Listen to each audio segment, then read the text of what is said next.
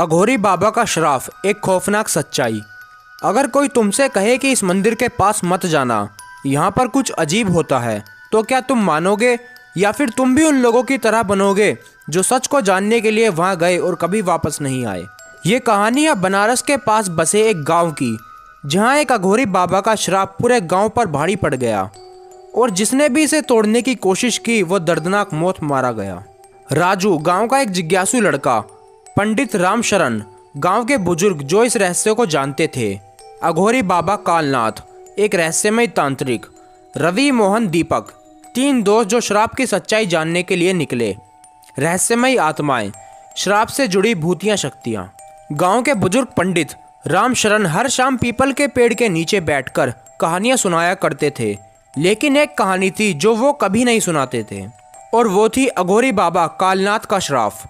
लोग कहते थे कि ये 50 साल पहले इस गांव में एक तांत्रिक बाबा कालनाथ तंत्र मंत्र साधना करता था, लेकिन एक दिन गांव वालों ने उसे काला जादू करने के आरोप में मार दिया।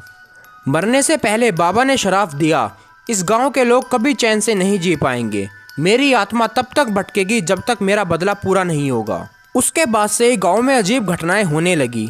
लोग रात को गायब होने लगे, खेतों में रक्त के बने अजीब संकेत मिलने लगे, और जिसने भी बाबा के मंदिर में जाने की हिम्मत की वो कभी लौटकर वापस नहीं आया।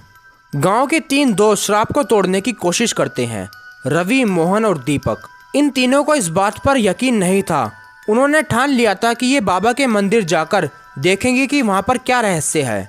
रात के 12 बजे तीनों गांव के बाहर बने उस पुराने मंदिर की ओर बढ़े। मंदिर के चारों ओर घना अंधेरा था, हवा एकदम शांति, जैसे कुछ अनहोनी होने वाली हो। उन्होंने जैसे ही मंदिर का दरवाजा खोला, एक जोरदार चीख गूंज उठी। दीवारों पर खून के बने अजीब निशान थे। वहां एक कटा हुआ सिर पड़ा था जो अब भी अपनी जगह से हिल रहा था। रवि ने पीछे मुड़कर देखा, लेकिन मोहन गायब था। दीपक ने डर के मारे भागना चाहा, लेकिन तभी उसके पैरों के नीचे की जमीन कांपने लगी और एक आवाज आई, अब तुम लोग इस शराब का हिस्सा बन चुके हो। एक रहस्यमय परछाई उनके सामने आई। यह अघोरी बाबा की आत्मा थी। अघोरी बाबा की आत्मा ने जोर से हंसते हुए कहा, जो मेरे मंदिर में आएगा वो जिंदा वापस नहीं जाएगा। रवि कांपते हुए बोला, हमें जाने दो, हमें कुछ नहीं चाहिए। बाबा ने अपनी हड्डियों की माला झटकाई और अचानक मंदिर की दीवारों से खून टपकने लगा। दीपक जमीन पर गिर गया और तड़पने लगा। उसकी आंखें सफ़ेद हो गई थी और वो बोलने लगा, अब मैं जिंदा नहीं हूँ। रवि डर के मारे चिल्लाया और वहाँ से भाग गया। अगले दिन गाँव में एक खौफनाक खबर फैली। मोहन और दीपक दोनों लापता थे और रवि पूरी तरह से सदमे में था। वो पंडित रामशरण के पास गया और सारी बात बताई। पंडित जी का चेहरा पीला पड़ गया। उन्होंने कहा, मैंने कहा था ना उस जगह मत जाओ, अब श्राप जाग चुका है।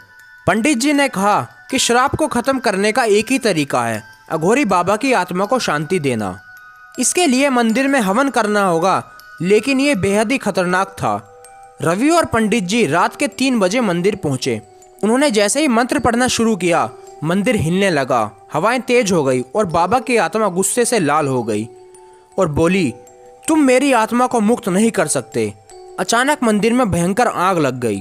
रवि ने हिम्मत जुटाई और अघोरी बाबा की राख गंगा में बहाने के लिए निकल पड़ा, लेकिन तभी बाबा की आत्मा चिल्लाई, मैं हमेशा वापस आऊंगा। रवि ने पूरी शक्ति लगाकर राख को गंगा में बहा दिया और अचानक सब शांत हो गया। गांव में धीरे धीरे शांति लौट आई। अब वहां कोई अजीब घटनाएं नहीं होती थी। लेकिन 6 महीने बाद रवि को एक दिन अपने दरवाजे पर तंत्र मंत्र की थैली मिली। उसमें वही हड्डियों की माला थी जो अघोरी बाबा के गले में थी। रवि ने जैसे ही उसे छुआ, उसकी आंखें सफ़ेद हो गई और उसके होठों से एक शब्द निकला, मैं वापस आ गया हूँ। तो इससे सवाल ये उठता है कि अघोरी बाबा की आत्मा सच में ख़त्म हुई थी, या फिर उसने अब रवि को अपना नया माध्यम बना लिया है। रवि अब पहले जैसा नहीं रहा। वो चुप रहने लगा और अजीब अजीब जगहों पर घंटों बैठा रहता था और कभी कभी खुद से बातें करता था। एक रात जब कोई रवि के कमरे में गया तो उन्होंने देखा कि रवि जमीन पर अजीब आकृतियां बना रहा था और उसकी आंखें सफ़ेद पड़ चुकी थी। और फिर रवि बोलता है, तुम लोग यहाँ क्यों आए हो? रवि की आवाज़ अब उसकी नहीं थी, वो किसी और की लग रही थी। वो लोग रवि को ज़बरदस्ती उठाकर पंडित रामशरण के पास लेकर गए। पंडित जी ने उसे देखते ही कहा, बाबा की आत्मा ने इसे पूरी तरह से अपने वश में कर लिया है। अब सिर्फ एक ही तरीका बचा है, बाबा की आत्मा को हमेशा के लिए मुक्त करना। लेकिन उसके लिए उन्हें शमशान घाट जाना होगा जहां बाबा की आत्मा कैद है। रात के 2 बजे पंडित और वो सभी लोग रवि को लेकर शमशान घाट पहुंचे। शमशान में घुप अंधेरा था, चारों ओर सिर्फ राख उड़ रही थी और अचानक हवा तेज हो गई। चारों तरफ से मंत्र की आवाजें आने लगी और तभी आसमान से एक आवाज आती है, तुम लोग यहाँ क्यों आए हो? एक भयानक परछाई आग की लपटों से निकलकर सामने आई। यह अघोरी बाबा की आत्मा थी। मैंने कहा था ना मैं वापस आऊंगा। पंडित जी ने तुरंत मंत्र पढ़ने शुरू किए, ओम नमः शिवाय, ओम नमः शिवाय। लेकिन बाबा की आत्मा अब पहले से ज्यादा शक्तिशाली हो गई थी। रवि अचानक हवा में उठ गया। रवि की आंखें सफेद हो चुकी थी और वो बाबा की ही आवाज में बोल रहा था, मुझे रोकोगे? ये असंभव है। पंडित जी ने जलती हुई राख उठाई और उसे रवि के ऊपर छिड़क दिया। तभी रवि जोर से चिल्लाया और जमीन पर गिर पड़ा। लेकिन बाबा की आत्मा अब भी शांत नहीं हुई थी। अंतिम उपाय के रूप में पंडित जी ने बाबा की हड्डियों को आग में जलाने का फैसला किया। जैसे ही हड्डियां जलनी शुरू हुई, एक दिल दहलाने वाली चीख गूंज उठी और पूरा शमशान हिल गया। हवा शांत हो गई, सब कुछ रुक गया। रवि धीरे धीरे होश में आया और उसकी आंखों का रंग वापस सामान्य हो गया। सबको लगा कि अब बाबा की आत्मा हमेशा के लिए मुक्त हो चुकी है। लेकिन फिर 6 महीने के बाद गांव में एक नए लड़के के घर पर वो तांत्रिक की थैली मिली और जब उसने उसे खोला, उसकी आंखें सफेद हो गई और उसने ये शब्द दोहराए, मैं वापस आ गया हूँ।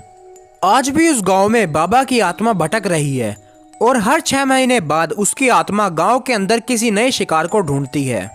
रवि तो बाबा की आत्मा के चंगुल से बच गया, लेकिन मोहन दीपक का कोई पता नहीं चला। आज भी वो लोग गांव से गायब हैं। किसी को नहीं पता कि वो दोनों आखिर कहाँ गए।